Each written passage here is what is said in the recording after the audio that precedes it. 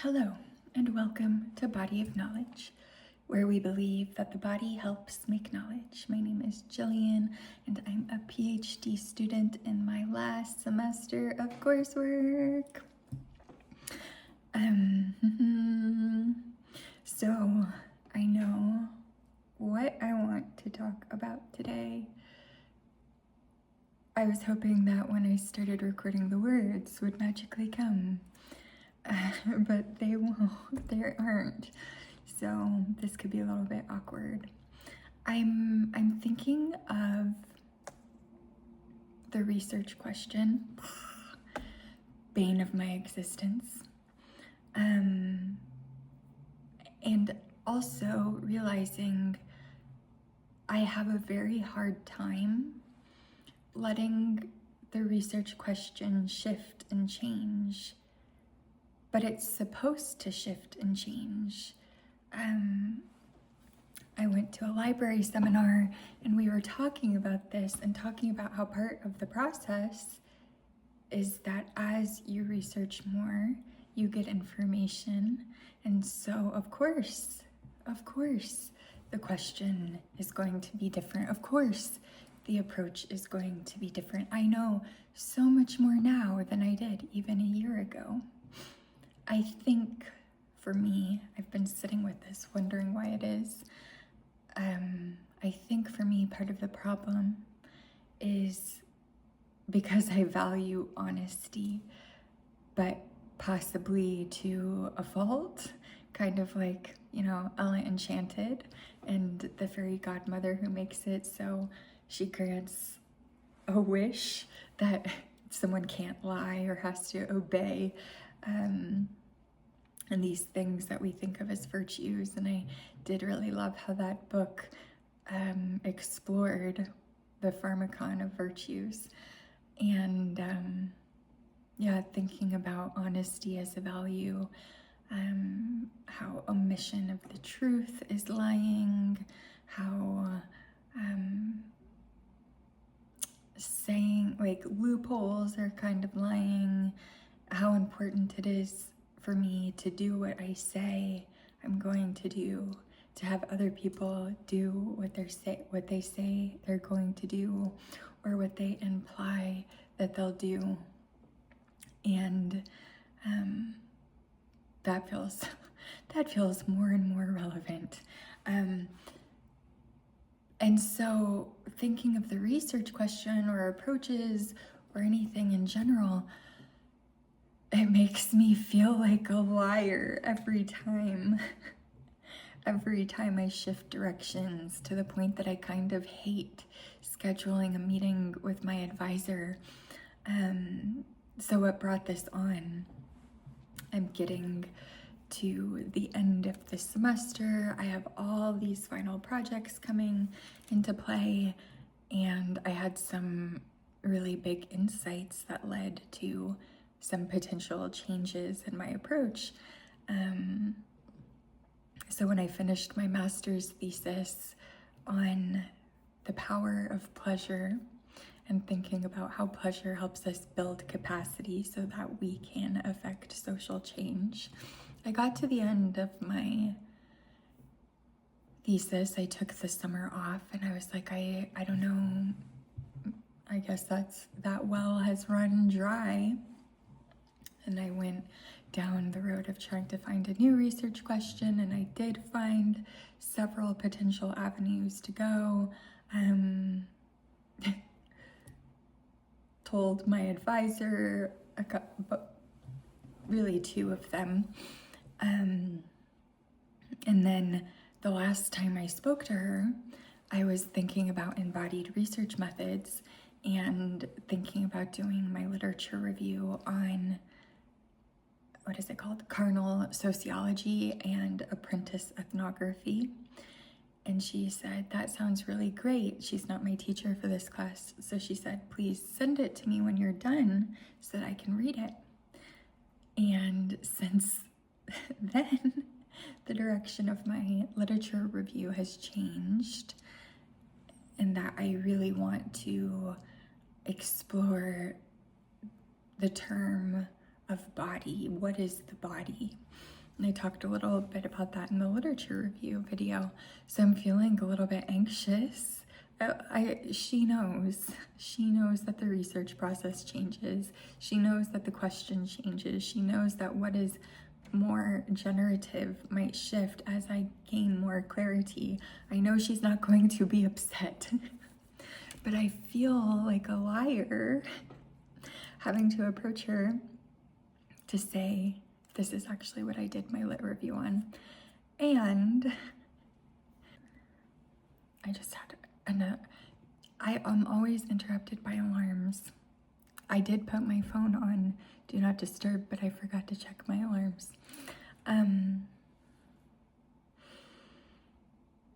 Okay, so what was I saying? I'm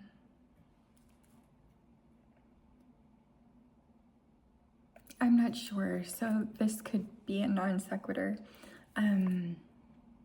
For another one of my classes, I am doing a project, not a paper, and was thinking about turning my master's thesis into a course. And I mean, this makes sense to me. The reason that I like doing these videos is that thinking of how I can share my process with others is motivating to me. So thinking of how I could translate a thesis that no one really wants to read into an approachable format was exciting to me. And I started creating the outline for the course, and I submitted it, and then like the next day I realized this is like a comprehensive exam, what I've outlined. That's how I did my last lit review for my master's. I made an outline. I taught seminars based on my literature review and accidentally set up potentially the same scenario now.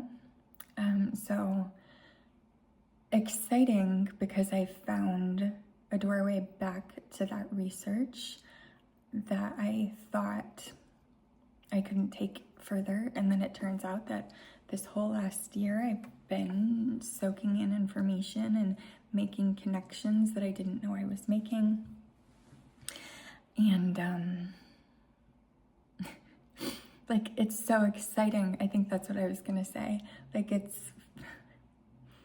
I don't like that I have something that feels so exciting, but it's tempered by this narrative that I'm like, you're such a liar. You said this was going to be your comp. You said this was going to be your lit review. You said this was going to be your field of study. And look at you now. You told people that you were done with pleasure, and look at you now. And I'm like I said, it's like virtue to a fault can keep you stuck. And so that's kind of maybe all I have to say right now. But I wanted to just document it and get it down. Yeah. I know it's a good thing. I know it's part of the process. I know this is where creativity lies, is following these meandering paths.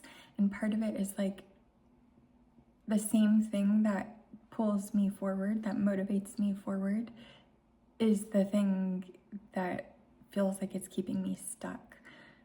I feel like an idiot so much of the time in all areas of my life. And then to be on here being like, I'm gonna do this, or with my advisor, this is what I'm writing about. And then like 1, 2, 3 weeks later being like, just kidding, I'm actually gonna take this road. And yeah, I am feeling in that state of mind where like I'm just turning anything and everything against myself, you know, my own worst critic. I told my therapist, I said, I just remembered last week this time when I was 20 years old and I didn't have a car and I was riding the bus to work frequently, and there was this little old lady who would ride the bus with me, and one day she was walking a few blocks off and she waved, and I didn't understand that she was waving at me, and so I didn't wave back, and she arrived and she was so disappointed, and instead I was just like, well, it's too late to wave, because I was like 20. And instead of like repairing in the moment, I just ignored her and like hurt her feelings so much, and then continued to see her. And I'm like, see, I am a horrible person. I'm the worst person in the world because of that time 18 years ago when I didn't wave to my fellow bus rider and ruined her day. Yeah. You know, just the conversations that we have in our head. And going back to what our department chair said way back in the fall, doing the dissertation is the dark night of the soul because of these little weird random things that shouldn't matter that come up but do matter. And it's like working through them. And I don't know, maybe I'll bring up in the next directed seminar this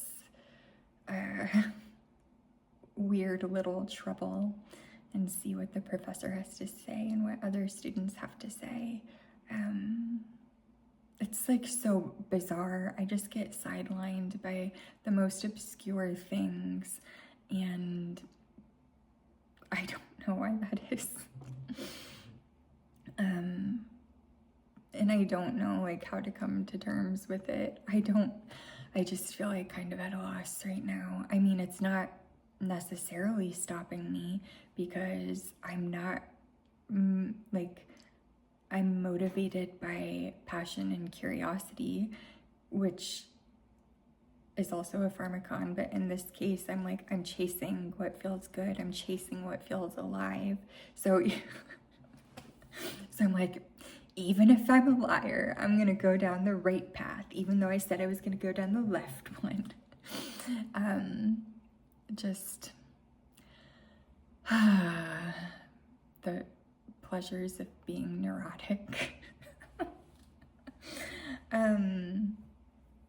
Yeah, I guess I'm mostly documenting this, mostly because I'm hoping that like actually putting it into words instead of this kind of like ephemeral thoughts and feelings will help me realize how absolutely ridiculous this is. And also hoping that somebody has some like words of wisdom for me.